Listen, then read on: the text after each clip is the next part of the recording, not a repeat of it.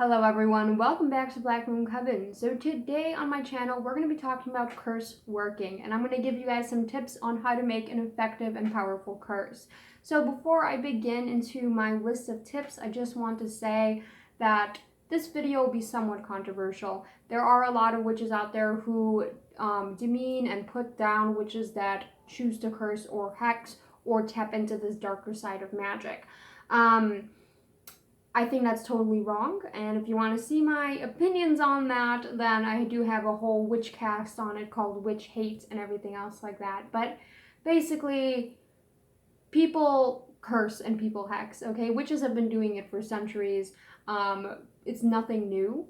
And with this modern era of witchcraft, a lot of witches feel like it's wrong, it's unnecessary, and they deem witches that do it evil, and they kind of put us down and everything like that. So I just want to warn you guys that yes, this is going to be a video about cursing, and please keep all comments like from a neutral, positive standpoint, just so we could have an open, debated discussion. You can be against cursing and watch this video and comment. That's totally fine, doesn't bother me, but just make sure that you are not offending anyone else. So anyways, let's get into it. So curses, just like other spell work, you're going to want to stay within your comfort zone. That is tip number one. So comfort zone meaning morality. So if curses are not within your comfort zone, I'm sorry, but you're never going to be a curse worker. You're never going to work a curse, because you have to have a certain mindset about it. You have to be very in it, and you have to be very determined to do this.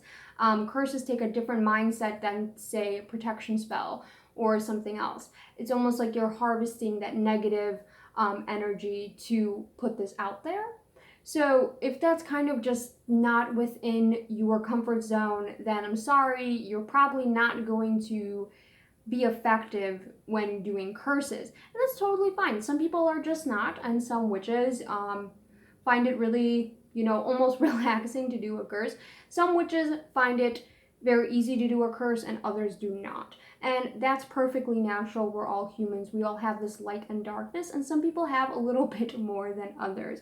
Stay within your comfort zone, morality-wise, and also with what correspondence you are using. So if something like blood creeps you out, then don't use it. Don't use bones if it creeps you out. If a poppet kind of creeps you out, don't use that either. There are simple curses you can do with a pen and paper. There are simple curses you could do with just a photo and some charcoal if you really want. So just kind of explore all areas and explore your comfort zone and your boundaries. And you want to know where your boundaries kind of lie.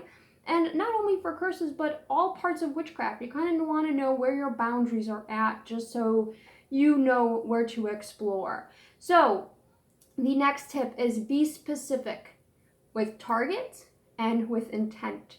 So curses are different from other spells because you are inflicting a negative emotion, a negative energy, a negative intention towards a specific target. So unlike, say, a protection spell or a love spell, you are channeling a lot of negative energy, a lot of hate, a lot of anger, jealousy, whatever it might be, onto a specific target. So you have to be very, very, very specific with the target in mind. That's why we use tag locks, and with the intent in mind. So you have to think about, what do you want this curse to do? That's kind of should be on your mind. Just like with spell work, when you think about what do you want this spell to accomplish, think about the curse and what you want it to accomplish, and kind of put that in your incantation. So let's talk about tag locks for a second. Tag locks are tricky, okay? With this modern, world of technology, it's actually quite simple to get a tag lock. However, a lot of witches disagree that a person's name will not work as a tag lock, but I strongly agree that it will. If you know their name, you know them kind of some point, look them up on Facebook, okay? Facebook, Instagram. Someone has to have a social media profile for anything nowadays, so definitely look it up. You could easily get a picture and print it out. So people who are not witches out there, take that as a warning. There could be witches that could use magic against you from your Facebook photos. So there you go. Print out a Facebook photo and use it in your spell work. Why not? You can do a spirit powder where you basically write their name, their birth date. You can channel all of the tag lock or bonding energy into a name. You could use their hair, you could use blood, saliva, fingernails, a piece of clothing, a personal item, basically anything that belongs to your target, name included. So anything that belongs to your target, you could easily use for a tag lock in your curse. Now, just like in spell work, there has to be a vessel that you use. So usually with curses, you see poppets, you see jars. I see a lot of spell jars going around. You know, there's different types of curses, and just like in other spell work, you can get creative with your vessels and with different things. Typically, I use a poppet just because when you are cursing, you're literally cursing someone. So I like to use poppets because they represent people the best. You can make your own poppet. You can go to the dollar store and actually get one already made, you know, Barbie doll or something, just something to represent the human being. So the next tip is use symbolism to visualize your intent. So just like in any other spell work, you're going to see this tip pretty much. You know, you're going to see symbolism to visualize your intent. So just like in a protection spell, you're going to, you know, put a ward up, or you're going to use rocks or acorns or something with a really hard center to kind of visualize protection. Just like in curses. So use symbolism like tearing up the photo or smudging their face or their name with charcoal, or, you know, burning the photo or dripping wax on it, destroying it. Use symbolism to kind of reflect what you want the curse to do. That is the best and clearest way to kind of get your symbolism and your intent across. And it's actually really important to do that when you are doing curses, because then you could easily focus your intent and you can make it stronger and more powerful. Sometimes with spell work, we see our minds drifting a little bit. This way, you can definitely focus in on your intent. So, next one is study curse work and spell work. So there is an obvious difference, okay? Spell work uses a lot of positive correspondence, different things, and baneful magic or curse work uses different correspondence. It uses different moon times, different times of the day, different colors, different things. So there's a whole new world of spell work to be explored out there.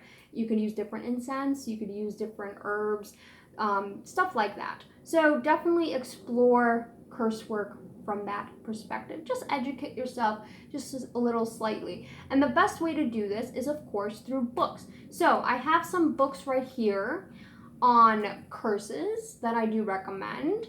And also, if you guys follow me on Witches and Pagans Amino, I do a bunch of curse work and hex work on there as well. So follow me on there and kind of read through my hexes and see what's going on, and read through other witches' posts as well.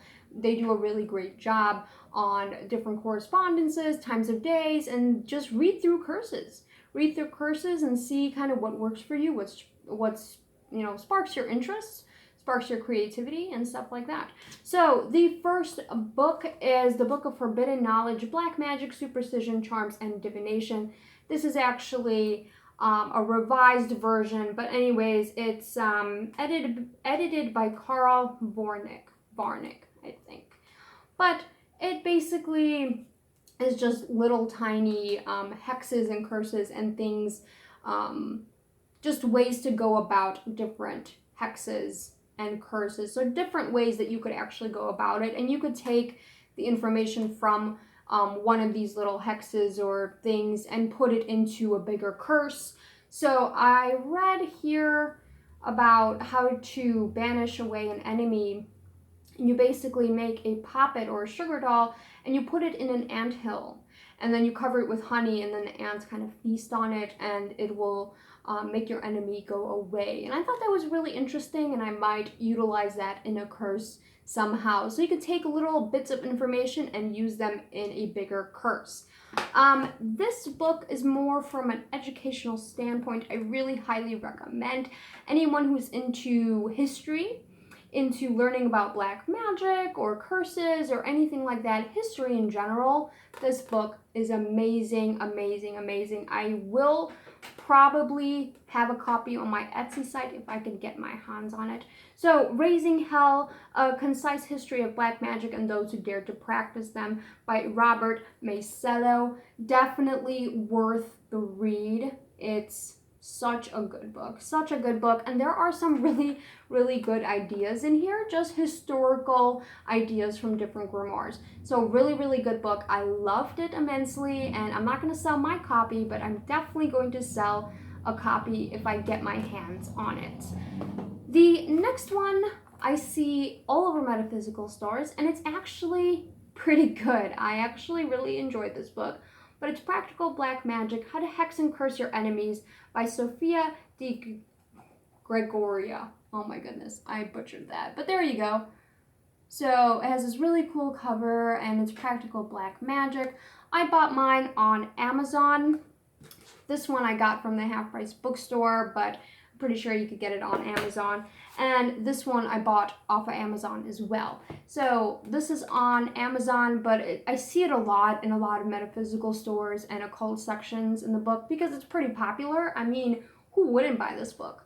The cover is spooky and it's black magic right in the title. It's really cool. It was really interesting read. So just educate yourself on curse work versus spell work and what the differences are, and kind of, spark your creativity that way. There is a whole new world to explore, especially with curses and hexes.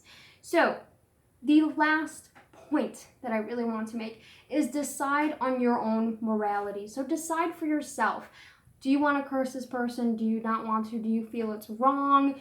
Is it not wrong? All that stuff. Decide for yourself. Don't let others decide your own morality. All over the internet, I see these posts of witches, okay, I need advice, and they give this whole life story about what happened and why and this, and should I curse them or not?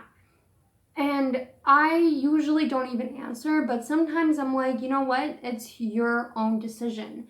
Don't let other witches decide your own morality, because half of them are going to be like, no, that's totally wrong. You shouldn't do that. But they weren't in your situation. They don't know the emotional pain or turmoil that the situation has caused you. So just don't take advice from others, especially with curse work. Whether, to curse or not to curse. If you want to get advice on how to do your curse or how to actually go about it, you are more than welcome. But if you want to actually get advice on how to, to curse or not to curse, I don't think it's a smart idea, just because, that's something you have to decide for yourself. That's something that you are going to be doing alone. No one's going to be helping you with the curse, so you are going to be doing it alone, and no one really understands the situation and kind of what you went through. So that is basically all of my tips for how to do a successful curse. So notice I didn't actually write a curse with you guys, because curses are very personal. They're very personal. They're based on the situation and the person involved. And I feel like if you are writing a curse, you have to kind of explore that negative energy and bring it out and release it. It could be a very, very good closure for people, revenge, whatever you want to do it for, but just decide for yourself. So that is basically it. That is all of my little tips on how to make a successful curse. I hope you guys liked this video. Always follow me on all my social media. Follow me on Pagan and Witches and Minos, which I will be posting the videos there if you've missed them. I post a lot of great blogs and curses as well if you are interested. And join the coven and subscribe for more witchy little uploads like this one. So until next time, have a lovely, lovely rest of your night.